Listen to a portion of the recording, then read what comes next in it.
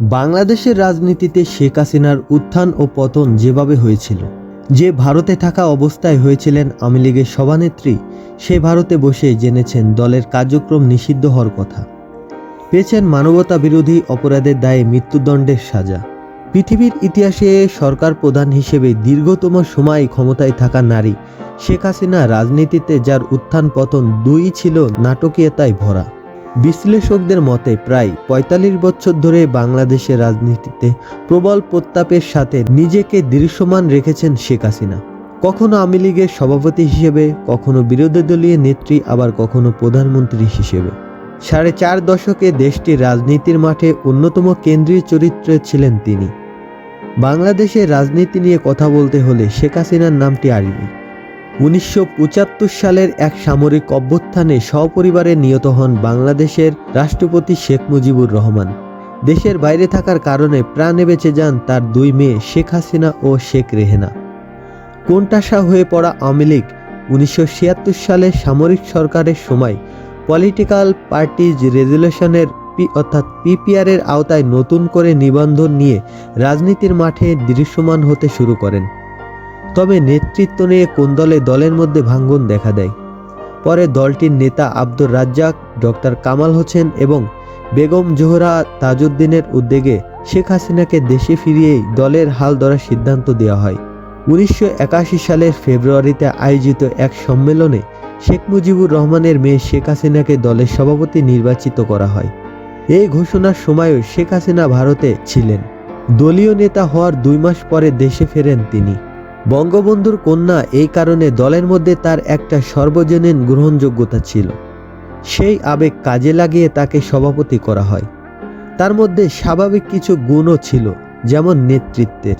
এরশাদ সরকারের আমলে স্বৈরাচারী বিরোধী আন্দোলনে সক্রিয় ভূমিকা এবং জনসাধারণের সাথে মিশে যেতে পারার মতো দিনগুলো দলের বাইরেও তাকে গ্রহণযোগ্যতা এনে দেয় বলে মনে করেন অনেকে। ১৯৯১ সালের নির্বাচনী প্রচারণায় জয়ের বিষয়ে বেশ আত্মবিশ্বাসী ছিলেন শেখ হাসিনা। কিন্তু নির্বাচনে ৮৪টি আসন পেয়ে দ্বিতীয় সংখ্যাগরিষ্ঠ দল হিসেবে সংসদে যান তিনি। হন দেশটির প্রথম বিরোধী দলীয় নেত্রী। ১৯৯৬ সালের ফেব্রুয়ারিতে আয়োজিত নির্বাচনে কারচুপির অভিযোগ এনে তত্ত্বাবধায়ক সরকারের দাবিতে আন্দোলনে নামেন আওয়ামী লীগ। একই বছর জুনে আয়োজিত নির্বাচনে ১৩৩টি আসন পায় আওয়ামী লীগ। প্রথমবারের মতো প্রধানমন্ত্রী হন শেখ হাসিনা।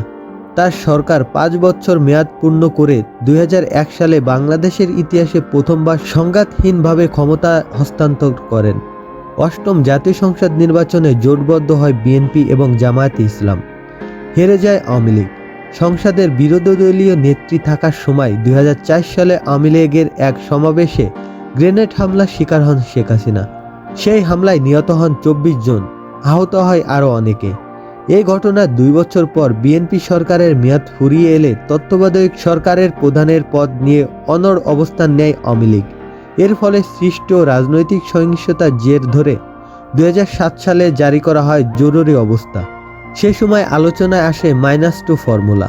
চাঁদাবাজির এক মামলায় দীর্ঘ রাজনৈতিক জীবনে প্রথম এবং সেই একবারই গ্রেপ্তার হন এবং জেলে যান তিনি। ২০০৮ সালে আয়োজিত নবম জাতীয় নির্বাচন ২/৩ আসন নিয়ে সরকার গঠন করে আওয়ামী লীগ। দ্বিতীয়বারের মতো প্রধানমন্ত্রী হন শেখ হাসিনা। তবে তার দায়িত্ব নেওয়ার কয়েক মাস পরে ঘটে যায় বাংলাদেশের ইতিহাসের সবচেয়ে আলোচিত একটি হত্যাকাণ্ডের ঘটনা, বিডিআর বিদ্রোহ, যেখানে হত্যা করা হয় অনেক সেনা কর্মকর্তাকে। ওই ঘটনায় সরকার ও তৎকালীন ক্ষমতাসীন দল আওয়ামী লীগের কয়েকজন শীর্ষ নেতার ভূমিকা নিয়ে নানা বিতর্ক রয়েছে। এরই মধ্যে আওয়ামী লীগ সরকার তাদের নির্বাচনী প্রতিশ্রুতি অনুযায়ী ১৯৭১ সালে মানবতা বিরোধী অপরাধের বিচার কাজ শুরু করেন। অভিযুক্তদের মধ্যে আলোচিত ছিলেন জামাত ইসলামীর তৎকালীন শীর্ষ নেতারা। ২০১৩ সালের ৫ই মে ১৩ দফা দাবি নিয়ে রাজধানীর শাপলা চত্বরে অবস্থান নিয়ে ঢাকা অবরোধ করেন হেফাজতে ইসলাম। যৌথ বাহিনীর অভিযানে বল প্রয়োগ করে খালি করা হয় পুরো এলাকা। ২ দিনব্যাপী সহিংসতায় অনেকের মৃত্যু হয় সেখানে।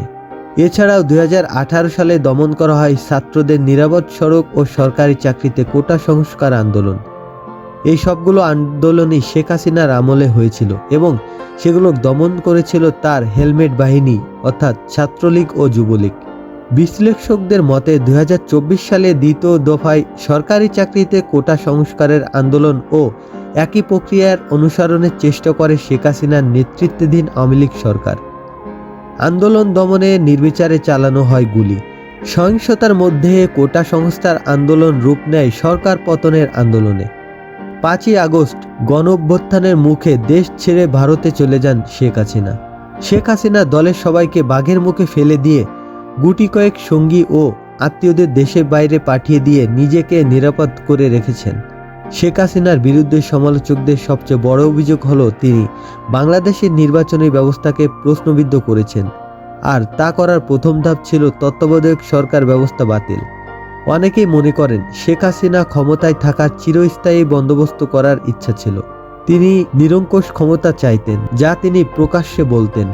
শেখ হাসিনার বিরুদ্ধে নানা অভিযোগ থাকলেও সবশেষ যে মানবতা বিরোধী অপরাধে তিনি দোষী সাব্যস্ত হয়েছেন তার মৃত্যুদণ্ডের রায় দেওয়া হয়েছে। সেখান থেকে তার রাজনীতিতে ফেরার কোনো সুযোগ আছে কিনা উঠেছে এমন প্রশ্ন। বিশ্লেষকরা মনে করেন এর উত্তর নির্ভর করবে সামনের দিনগুলোতে কারা আসবে এবং তারা কি কাজ করবে। তারা যদি হাসিনার চেয়ে খারাপ কাজ করে বা হাসিনার মতোই করে, তাহলে হাসিনার কামব্যাক করার একটা পরিস্থিতি তৈরি হবে বলে মনে করেন অনেকেই।